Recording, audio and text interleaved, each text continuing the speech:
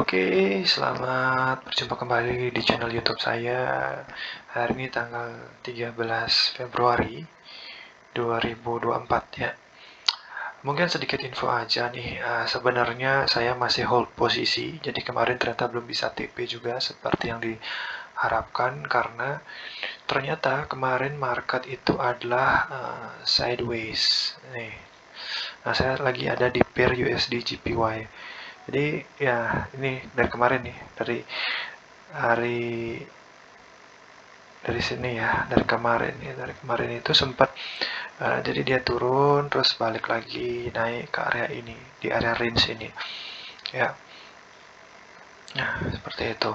Nah, hari ini semoga akan ada kepastian ya, kepastian marketnya bagaimana, karena kalau kita analisis gini deh, coba analisis dulu deh. Hari ini, ini polanya kan sebenarnya saat naik ada puncak di sini, ada topnya di satu di sini, kemudian dia turun. Nah, ini kan sebenarnya bisa dibilang fase full pullback ya, retracement, tapi dia belum membentuk uh, apa namanya pullback yang maksimal ya. Nah, sekarang dia lanjut naik lagi. Nah, sebenarnya inilah keputusan nanti terakhirnya. Kalau dia closing candle-nya masih di area ini, meskipun nanti dia ada liquidity swap sampai di titik ini naik gitu ya, terus turun gitu, nggak apa-apa. Yang penting closing candle-nya di bawah area garis ini, garis hijau ini, atau tidak melebihi area top di high yang previous high ini di angka berapa nih? Di angka 149.574. Nah, ketika dia close candle-nya tidak di atas dari 149.574 ini, jadi bisa disimpulkan sementara, katakanlah asumsi ya, berarti itu kan membentuk double top, yang artinya kalau double top itu possibility untuk turun itu lebih besar ya. Karena sederhana logikanya, dia nggak bisa nembus top yang ini, berarti dia akan turun gitu. Istilah dia ngerites aja high yang ini. Nah, gitu. Dan coba kita cek juga dari sisi news, apakah ada news yang memungkinkan mendukung pergerakan yang signifikan, strong impact. Seperti biasa cek di Forex Factory. Nah, jadi hari ini tanggal 13 Februari ya. Oke, ada news di yang strong impact ya, yang merah itu GBP jam 2 pagi tadi. Kemudian NZD di ini belum, masih tentatif ya. Nah, ini yang strong impact seperti ini, inflation ekspektasi. Jadi quarterly. Jadi bagaimana ekspektasi inflasi di mata uang New Zealand dollar ini, NZD ini ya. Gitu. Kemudian nanti jam 3 siang waktu Bali itu GBP. Nah, ada pair yang orang-orang berposisi trading di pair GBP atau pound sterling ini agak mesti pay attention karena ini claimant count change ya.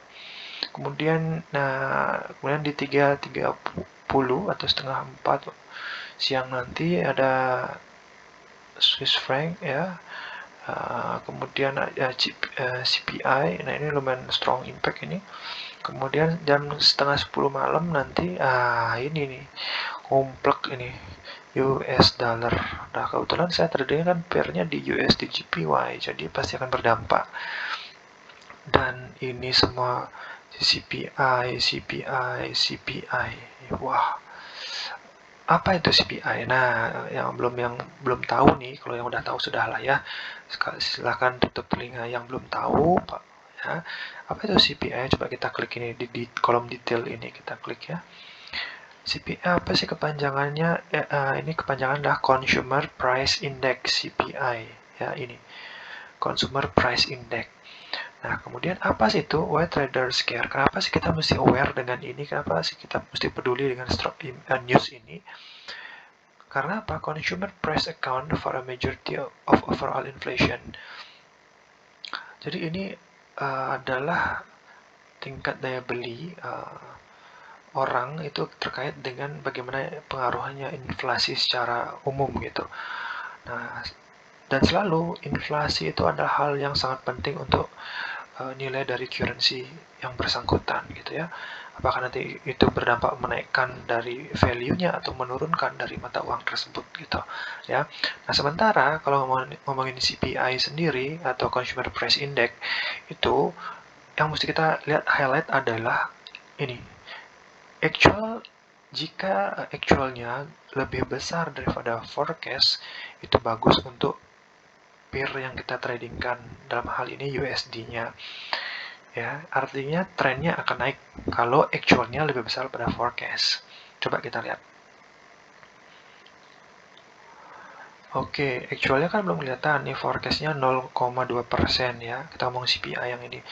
Jadi kalau nanti actualnya muncul closingannya itu adalah let's say lebih besar, misalnya 0,3 atau 0,4, otomatis kan lebih besar pada 0,2% ini, otomatis nanti akan trennya, possibility-nya akan bullish, naik gitu. Nah, tapi kalau kita ngelihat previous data, previous CPI-nya itu adalah 0,3%, sedangkan yang di forecast-kan 0,2%. Artinya apa? Ada kecenderungan prediksinya turun. Nah, kalau turun apa artinya? Kebalikannya, artinya currency-nya, value-nya akan berdampak nanti turun. Simpelnya akan ada tren yang mengarah ke indikasi bearish gitu. Jadi akan ada tren sell nanti seperti itu. Ya. Sama ini CPI year on year-nya juga ya. Year on year-nya juga dari previousnya 3,4%, forecast prediksinya di 2,9%. Menurun juga. Kemudian core CPI-nya ini equal ya, antara forecast sama previous sama.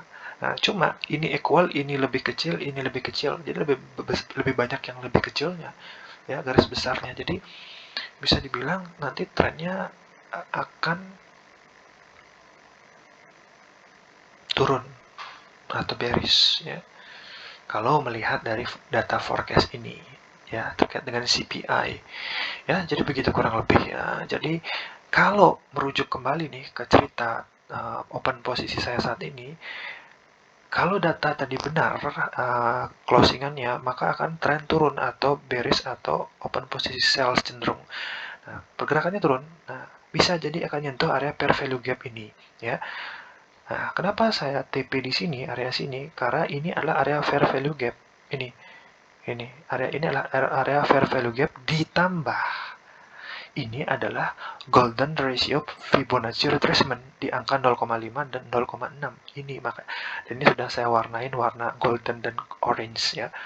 Jadi bisa dibilang indikasinya sementara ini sangat bagus, berada di golden Fibonacci retracement-nya. Kemudian area ini adalah area fair value gap ya. Yang mana fair value gap-nya ini di sini. Ini, sih. Nah, ini area fair value gap. Jadi ketika candle ini naik, kemudian ini ada massive impulsif yang sangat tinggi, pergerakan volume langsung dilanjutkan di sini. Jadi ini ada kekosongan area hampa. Nah, area hampa ini biasanya akan dijemput kembali sebelum dia melakukan kenaikan yang signifikan tren dari pair itu sendiri. Jadi kurang lebih begitu ya.